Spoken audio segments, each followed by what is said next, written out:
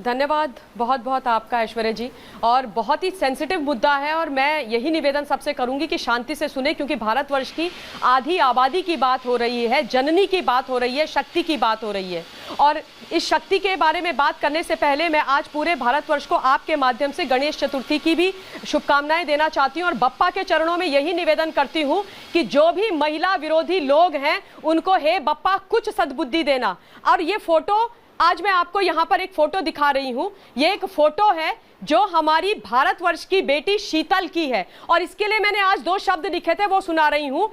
और ये पूरी संपूर्ण नारी शक्ति के लिए है कि समस्याओं को रास्ते से निकाल दे, चट्टान सामने आए तो ठोकरों से उछाल दे, रख हिम्मत हौसले मुसीबतों से टकराने का, सच कर अपना सपना चांद पर जाने का। ये वो बेटी, और मुझे ऐसा लगता है कि इन बेटियों से हमें, ऐसी बेटियों से हमें प्रेरणा लेनी चाहिए। और ऐसी वीर बहादुर बेटियों की धरती है ये भारत धरती। और वहां पर जब बेटियों के साथ, डॉक्टर बेटी के साथ दुराचार व्याभिचार होता है तो मुझे ऐसा लगता है कि तमाम जो पैनलिस्ट आज हैं महिलाएं, उनको सिर्फ और सिर्फ महिला सशक्तिकरण की, महिला सुरक्षा की बात करनी चाहिए। दुराचारी व्याभिचारियों के साथ खड़ा नहीं होना चाहिए। तेरा रेप वर्सेस मेरा रेप कदापि नहीं होना चाहिए ऐश्वर्या जी, हृदय छलनी हो जाता है। और देखिए मैं एक चीज साफ शब्दों में बोल देना चाहती हूं, लड़की हूं लड़ सकती हूं वाला नारा बार बार आता है मेरे। वहां की सरकार क्या कर रही है, लेकिन मैं अभी बोलेंगे, अभी सुनेंगे आप। इसलिए बोल रही हूं सिर्फ क्योंकि मैं बोलूं ऐश्वर्या जी बोलिए प्लीज। मैं प्रियंका गांधी वाड्रा जी का नाम इसलिए ले रही हूं क्योंकि वो कांग्रेस पार्टी की एक सशक्त महिला हैं, बहुत बड़ी लीडर हैं और उन्होंने लड़की हूं लड़ सकती हूं का नारा दिया था। लेकिन जिस लड़की को उन्होंने पोस्टर गर्ल बनाया था उसी को अपने कार्यालय, अपने भवन के बाहर बुरी तरीके से पिटवाया था, उसी की बुरी हालत कर दी थी। और सिमी रोजवेल जॉन जो केरला की एक सीनियर लीडर हैं, उन्होंने क्या बोला कि कांग्रेस पार्टी के अंदर कास्टिंग काउच होता है। आप सोचिए ये कितनी सीरियस बात है। मतलब हमने फिल्म इंडस्ट्री में कास्टिंग काउच सुना था, मैंने मतलब पार्टी के अंदर वो भी एक सीनियर लीडर बोल रही है। उनकी कंप्लेन को सुनने के बजाय सोनिया जी और प्रियंका जी ने और मोहब्बत की दुकान वाले राहुल जी ने उनके साथ खड़े होने के बजाय उनको पार्टी से बाहर निकाल दिया। मेरा समर्थन है सिमी रोजवेल जॉन जी को, प्रत्येक उस नारी को जिनके साथ इस तरीके का अत्याचार होता है। और मैं साफ शब्दों में कह देना चाहती हूं कि देखिए महिलाओं के ऊपर, उनके दुराचार व्याभिचार के ऊपर भगवान के लिए राजनीति मत कीजिए। बड़े विषय पड़े हैं, रज के राजनीति करिए भाई। आप हो नेता, आप हो महानायक, लेकिन इन पर राजनीति मत करो महिलाओं। नहीं, आप सिर्फ प्रियंका गांधी की बात कर रही हैं, चारू प्रज्ञा की बात नहीं कर रही हैं, स्मृति ईरानी की बात नहीं कर रही हैं। क्यों सिर्फ एक तरफ का क्यों ममता काले जी, एक तरफ का क्यों? नहीं चारू गई क्या उज्जैन? नहीं, अभी कांग्रेस वाले बोलेंगे चारू गई क्या उज्जैन? चारू नहीं गई उज्जैन। स्मृति ईरानी गई क्या उज्जैन? नहीं गई उज्जैन। तो वो कहते हैं कि राजनीति प्लेस।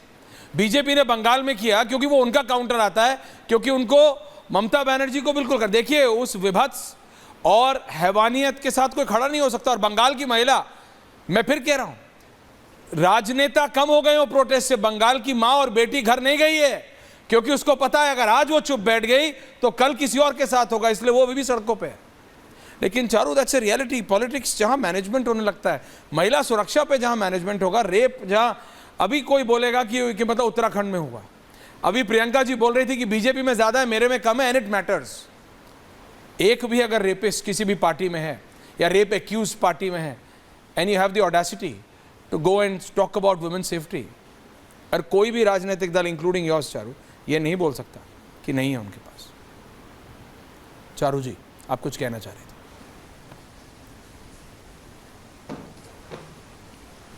मैं आपकी बात से सहमत हूँ ऐश्वर्या जी। एक भी इज वन टू मेनी, एक भी नहीं होने चाहिए और हम लोगों को एक यूनाइटेड स्टैंड लेना ही पड़ेगा।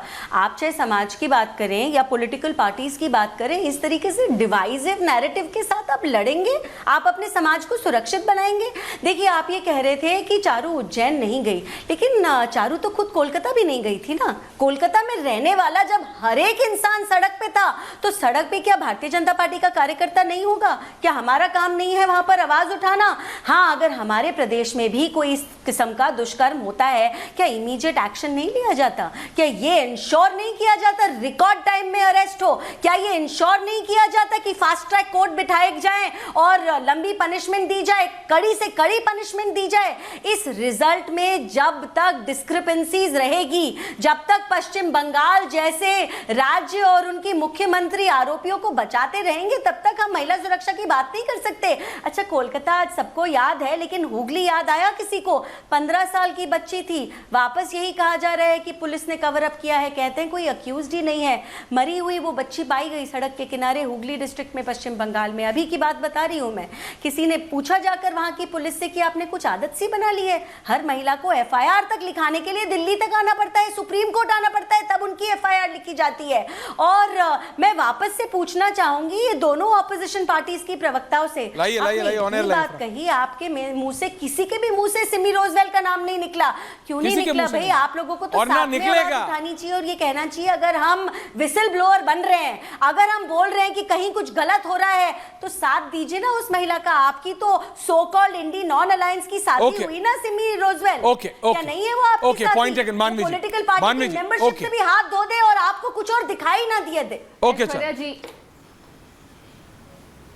ऐश्वर्या जी, मुझे लगता है कि बेटी बचाओ बेटी पढ़ाओ को हटा करके इनको कर देना चाहिए बेटों को पढ़ाओ और बेटों को कहीं ना कहीं संस्कारी बनाओ। शायद वो उनको थोड़ा सा, जो लड़के हैं जो ये गंदी सोच के हैं और जिनको संस्कार अच्छे नहीं मिलते हैं, तो शायद ये थोड़ा सा बेटर हो जाएगा। दूसरी बात मैं बोलना चाहती हूँ कि आज हम महिला सुरक्षा की बात कर रहे हैं, पर बड़ा दुख होता है कि इनको महिला की जो सुरक्षा है और महिला को जो दर्द है वो राज्य को देख करके ही होता है। क्यों इनको महिलाओं का सिर्फ दर्द कोलकाता से कर्नाटका की महिलाएं पे जो अत्याचार होता है या ऐसा कोई केस होता है इनको दर्द होता है? क्यों नहीं इनको दर्द होता है उस वक्त जब उज्जैन में जो ये अभी वीडियो बनी है उसके लिए नहीं कोई भी एक महिला जो ये सत्ता पक्ष को जो ये सपोर्ट करने के लिए बैठी है उनके लिए दर्द नहीं दिख रहा है, उनके लिए कुछ नहीं बोला। कोलकाता और मणिपुर की जो ये महिलाएं हैं, अगर वहां पे कुछ हो जाता है, अगर उज्जैन से लेके मणिपुर में कुछ हो जाता है तो ये मुंह पे इनके दही जम जाता है, कुछ भी नहीं बोलते। दुख मुझे ये होता है, यहाँ पे आज ये बात कर रही हैं फास्ट ट्रैक कोर्ट की, लेकिन फास्ट ट्रैक कोर्ट बनाने हैं इन्होंने तो बनाना नहीं है। कितने फास्ट ट्रैक कोर्ट बनाए? एक मिनट, मैं बीच में किसी के नहीं बोली, कोई नहीं बोलेगा, इन्होंने बनाए। फिर कितने महिला थाने हैं और कितने महिला थाने इन्होंने बनाए?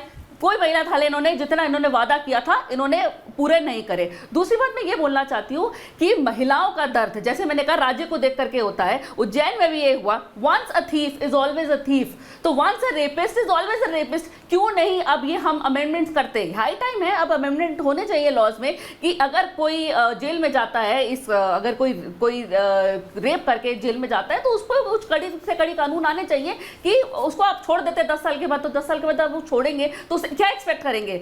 एक रेपिस्ट, एक थीफ, जैसे वंस थीफ ऑलवेज थीफ, एक रेपिस्ट 10 साल के बाद जब बाहर निकलता है तो वो रेप के लिए ही, रेप की मेंटालिटी ही उसकी होएगी, वो एक महिला को सम्मान नहीं करेगा। और आखिरी बात मैं ये बोलना चाहती हूँ कि ये यहाँ पे ये तेरा रेप है मेरा रेप, ये क्यों हो रहा है?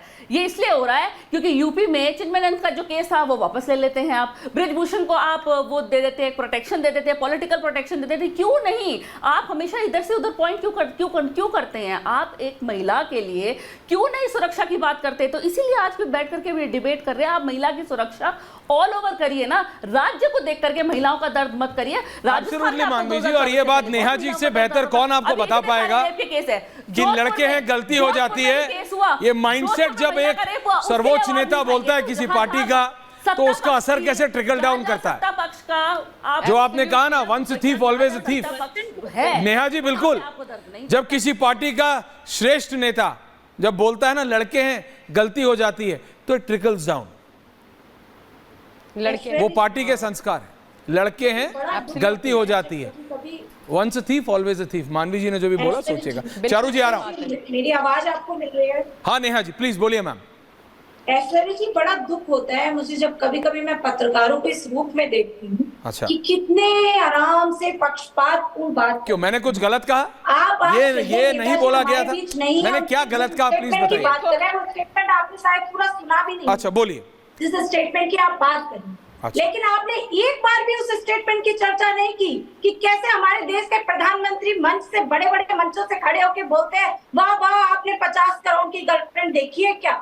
जब इस देश के प्रधानमंत्री सूपनका जैसे शब्दों का प्रयोग करते हैं, जब इस देश के प्रधानमंत्री दीदी वो दीदी कह करके मुख्यमंत्री को अपमानित करने का प्रयास करते हैं, जब इस देश में कई सारे ऐसे भारतीय जनता पार्टी के तमाम नेता हैं जो महिलाओं पे कपड़ों को लेकर के आपत्तिजनक टिप्पणियां करते हैं, दीदी और दीदी बोलना कब से अपमानित करना हो गया भाई? पार्टी को बचा लिया।